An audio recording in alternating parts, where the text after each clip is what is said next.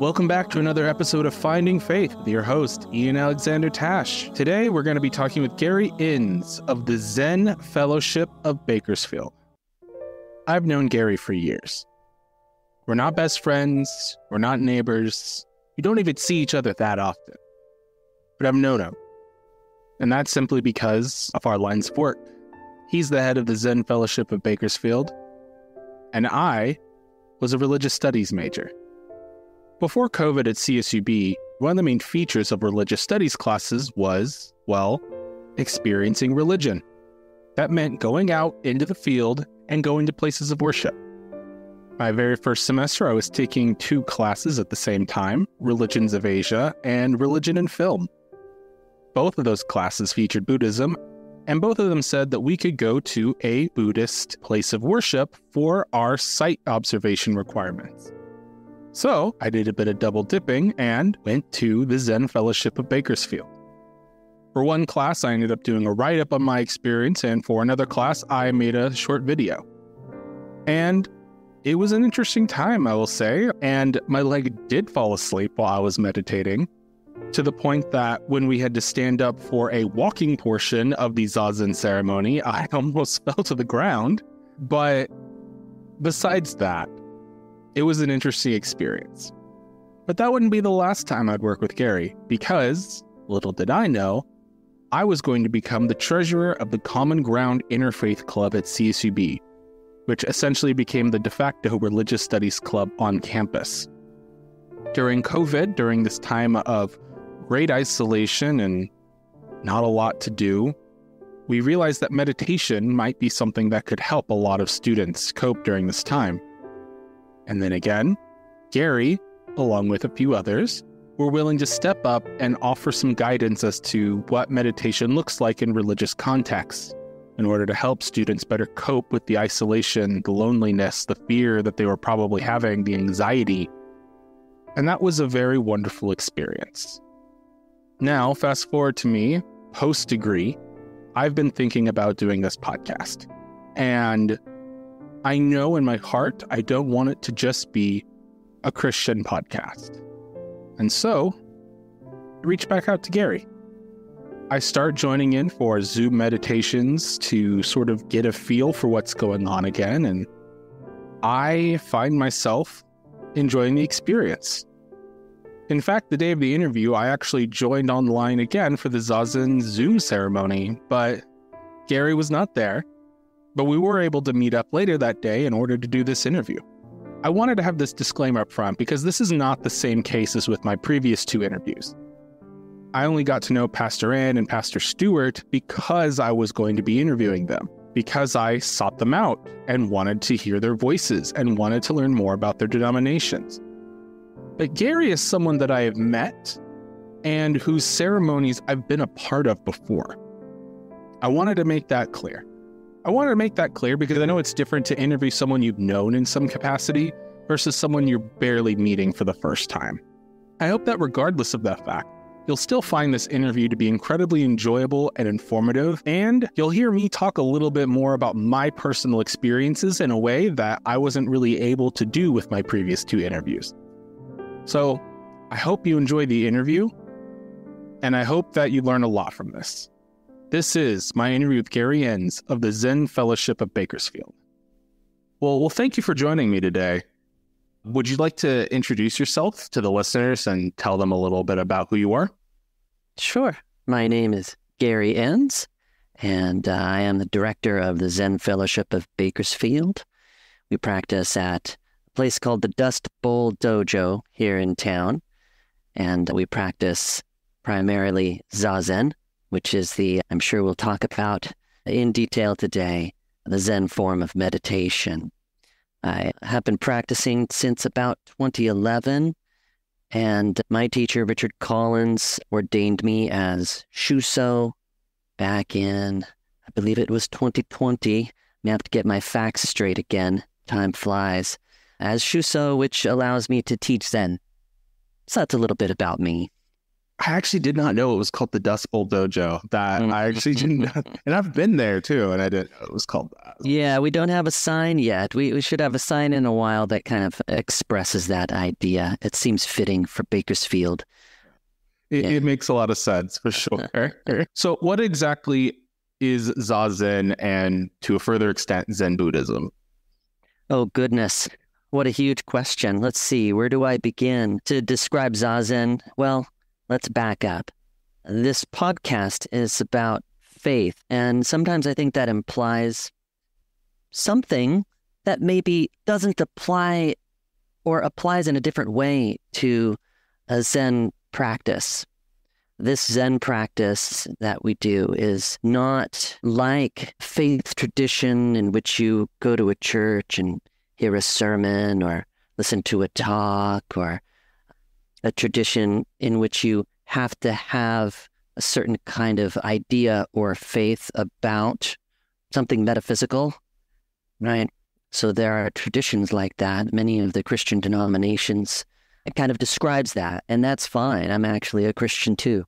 I grew up Mennonite, and so I've got that in me. I've got that tradition in me, and a certain kind of faith. This, you might say, is less like a church and more like a martial arts dojo, a martial arts practice, right? In a martial arts practice, you don't study in books and ideas for years and years and years. Instead, you go to the dojo and you practice over and over and over and over and over again. And the practice in martial arts never ends, right? You never get to a point where you stop. It just becomes a part of your natural day, your natural life. And it's almost like a healthy habit that you have developed, your practice in martial. Well, Zen practice is similar.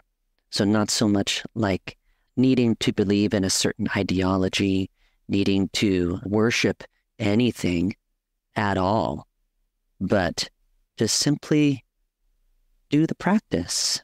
And I'll talk about what the practice is in a bit. We can talk about Zen and Buddhist ideas, and those certainly are of interest, and we do from time to time. We break down the sutras and discuss their meanings and significance. But first and foremost, most primary is your relationship with yourself and reacquainting yourself with silence and stillness that, frankly, most of us seem to have lost in our day-to-day lives. Where is the silence? Where is the stillness? So it's reacquainting ourselves with that silence and stillness that's all around us. In Zen, you might hear the word emptiness, which may be another word for a kind of silence or stillness that pervades everything, even in the midst of all of the movement and motion and everything we have going on through the day and everything going on through the world. Throughout all of this, there is a space that encompasses all of that and a stillness.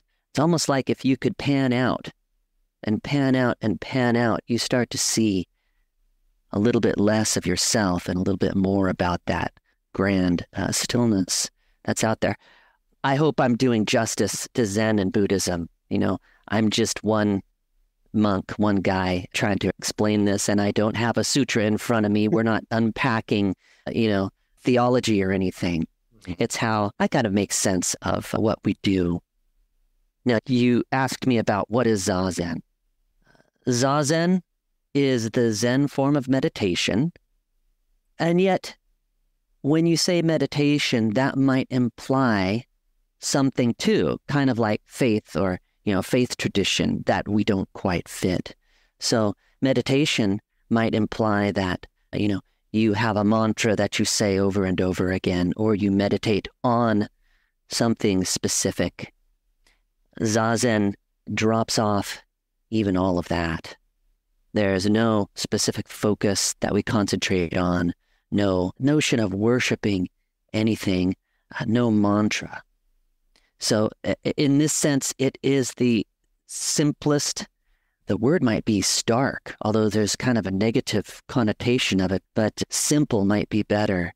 And that there's no accoutrements. There's nothing to it other than you sitting on a sitting cushion called a zafu, taking up the posture of zazen, which is getting back to a healthy posture that we've lost as well in the West, straightening your back, concentrate, focusing on the posture, and then developing a deeper breath, getting back to the full potential of our natural and healthy breath, deep down from the belly, lengthening the breath.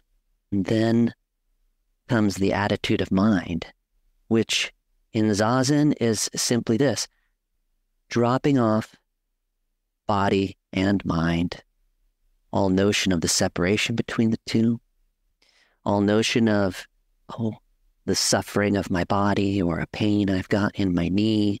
You may have a pain, but is it going to kill you if you sit through it? Probably not. And if you sit through it for a little bit, it may go away. So the physical sensations that you have, the physical sensations of the outside world, the cars going, you probably heard cars going by at the Dust Bowl Dojo. All that drops off. Sometimes the gardeners come at inopportune moments at home. Maybe there are kids making noise in the next room. All of this is simply the phenomena of the world that comes and goes. When we let it come and go in Zazen, nothing disturbs this concentration.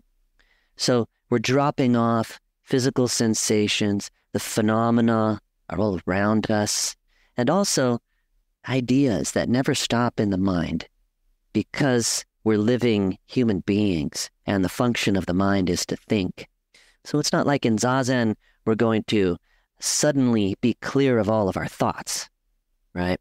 We're going to instead not grab onto those thoughts and let them drag us around, right? And lead us out of balance again. Because I think a lot of times our lack of balance in this world comes from up here. And certainly Zen teaches us that.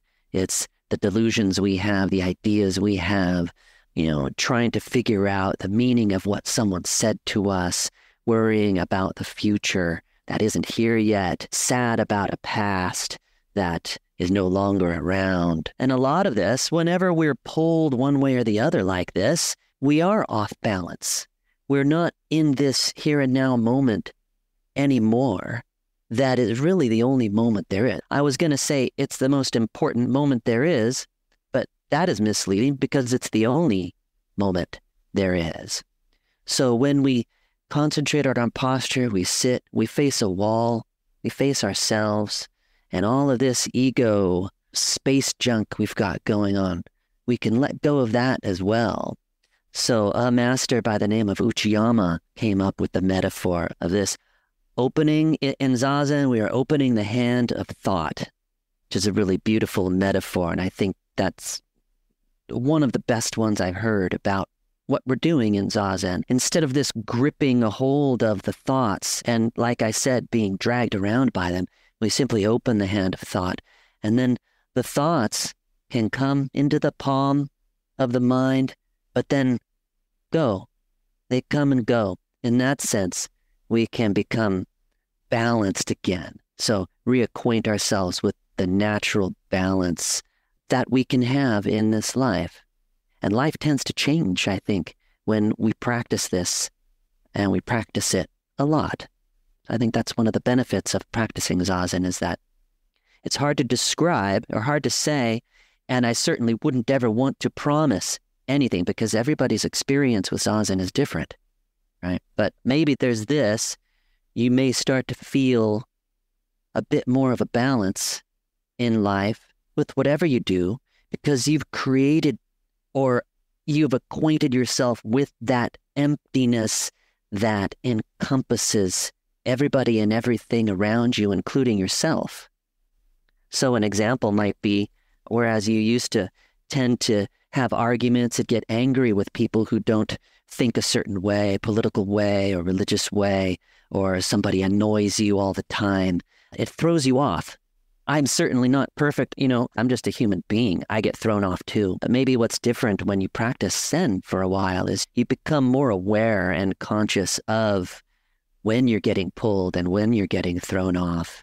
And once you realize it, you come back to center again. And suddenly there's a space for that person that is there beside you, right? They're saying what they're saying that used to set you off, but all that's just more phenomena that you've learned to make space for.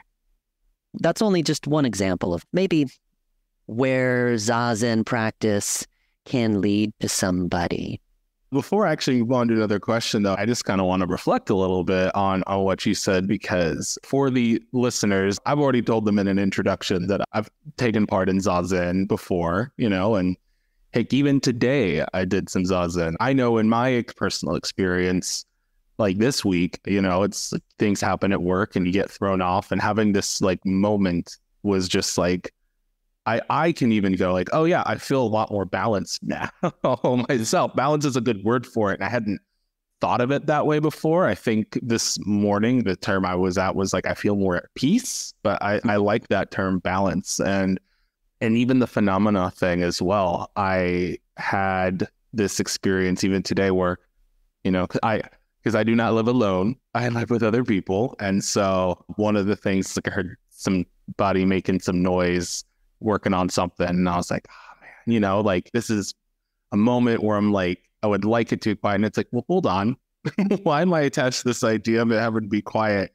Even if I was in the most quiet room in the world, my own body would be making noise, It's like you would hear the things, so it's like, there's never going to be a moment of pure silence. And I like that palm image, it's like, it's just coming in, coming out.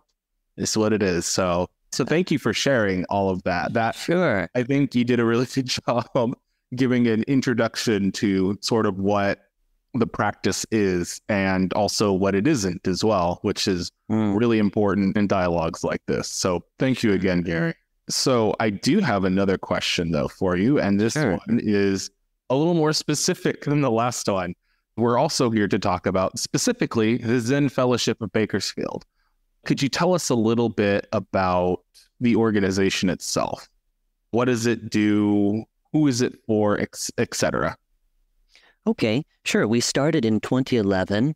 Richard Collins, who was the first teacher, came from New Orleans. After Hurricane Katrina, he had moved to one other place and then got a job here as a dean of humanities at Cal State Bakersfield.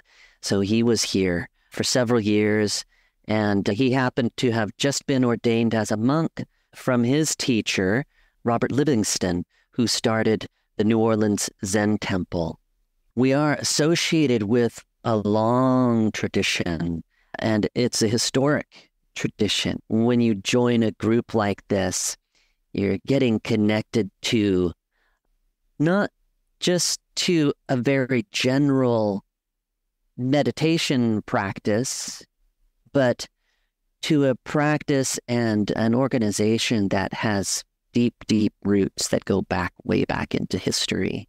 So for us, if we just trace back a little bit, Richard Collins came here. His teacher was in New Orleans, Robert Livingston.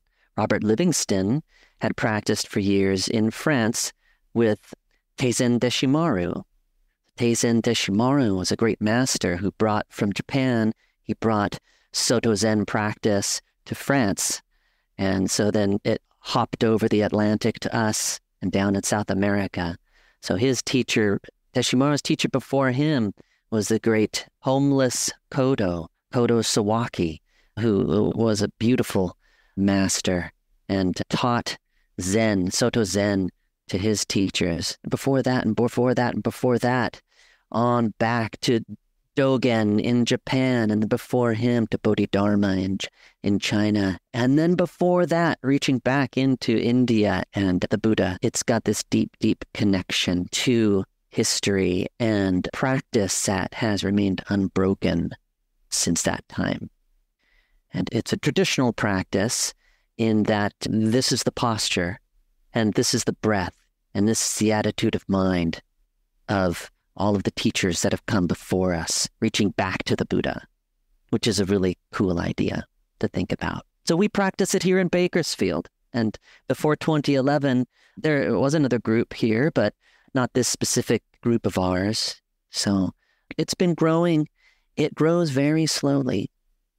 And why does, a Zen group tend to grow very slowly? It's because not a lot of people want to go sit and face a wall in silence for an hour. I think that's it. Well, when you think about it, though, a traditional church is almost an easier sell because you've got entertaining music. You may have a band there.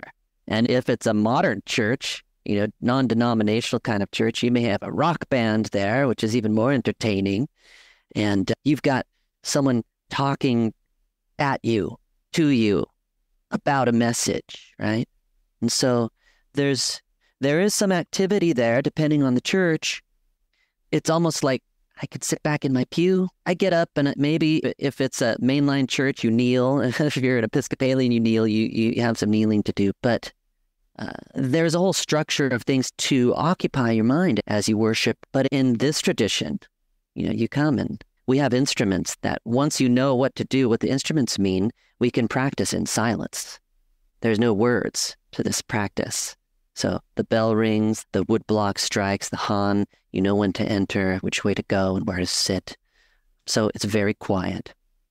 Probably the most close approximation to this that you might find in the Christian tradition is in a Quaker friend's house or a meeting house, right? The Quakers get together, and all of what I just described in other denominations, well, Quakers, it's just silence until someone feels called by the Spirit. There's just sitting in silence, being open, being receptive to the Holy Spirit. In that tradition, there is a lot of similarity here. We're remaining silent and remaining open to, we don't call it the Holy Spirit, but ultimately, is it the same thing? Maybe it is. To this emptiness, this pervasive suchness or thusness that's all around us, we remain open and receptive to it. Well, back to the question, this is what we practice. We get together and practice Zazen, and we have some instruction. So the first Saturday of the month, we tend to have our introductions. So if you'd like to try it, the first Saturday of every month is a good time to sign up and come to an introduction. There's more talking on those Saturdays, more instruction, maybe a little more about the tradition, talking about the tradition, talking about the sutras or the chants that we say. There is that tradition element. You will experience that when you come. So when you come into the dojo, it's set up like a traditional dojo. You will see longtime practitioners wearing a traditional black robe because it just helps to harmonize with your environment. It simplifies things to have a robe and you just put it on, and you'll see that. There's some incense happening, an altar, and some zafus, which are the meditation cushions. And there's a lot of bowing beforehand and after. And we do chant some sutras. We chant one sutra, the Heart Sutra, which is probably the most popular and revered Zen sutra in the world, or Buddhist sutra in the world. It's a distillation of that idea of emptiness that I was talking about earlier. And we chant that in Sino-Sanskrit, which is kind of a mishmash of Chinese and Sanskrit, which is pronounced in Japanese. So it's this strange tradition of how to chant it.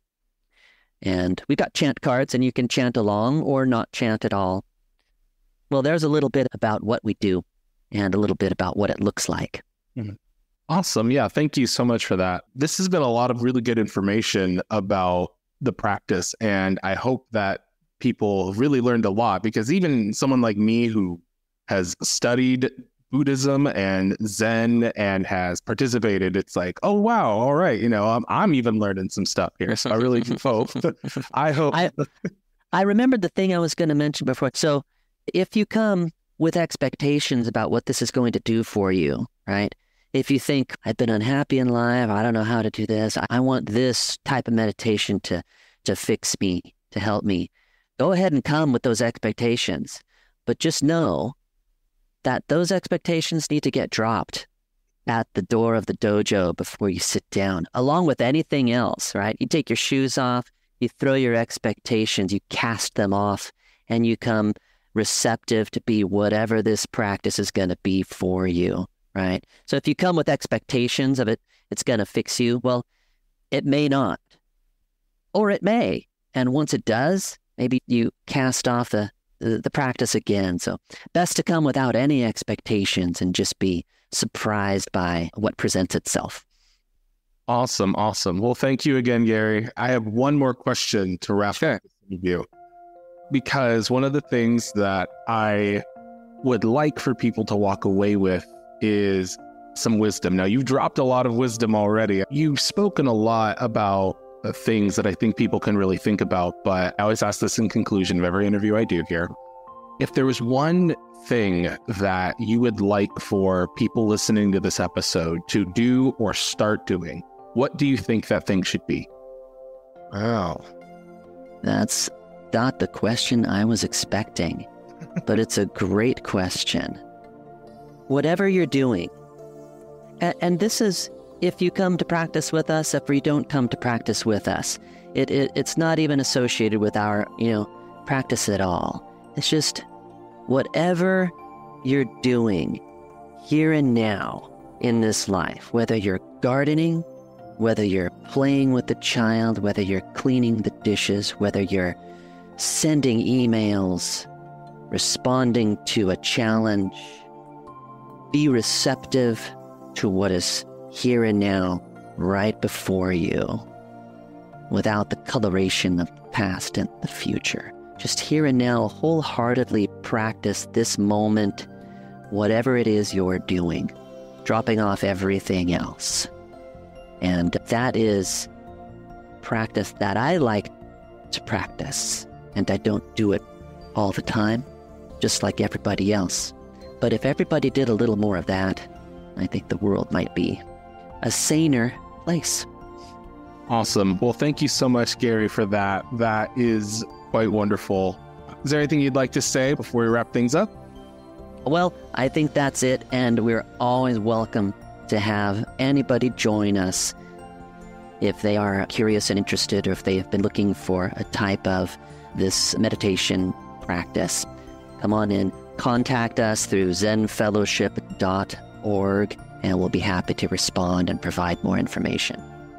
Awesome. Thank you again, Gary. Okay, thank you, Ian. So, what did you think of that interview? Did you learn a lot about Zen Buddhism? Do you think meditation is something that might enrich your life? Or is just something that maybe you're even willing to just try and see what happens? Does the idea of a belief system without any metaphysical underpinnings sound appealing to you? Do you think that Zen Buddhism is compatible with your belief system? Go ahead and leave a comment down below. I'd like to thank Gary Inns for interviewing with me, and I'd also like to thank Shu Hayashi for donating the microphone that was used during this interview. Thank you again for listening to this podcast, and I have faith that you'll be hearing again from me real soon. Have a blessed day and a blessed week. Amen.